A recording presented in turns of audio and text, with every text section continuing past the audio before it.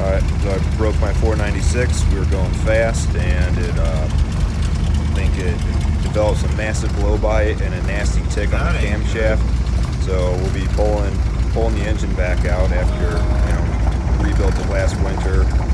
So probably my car is done for the year. So come along, follow along with me. I'll keep you posted what we find.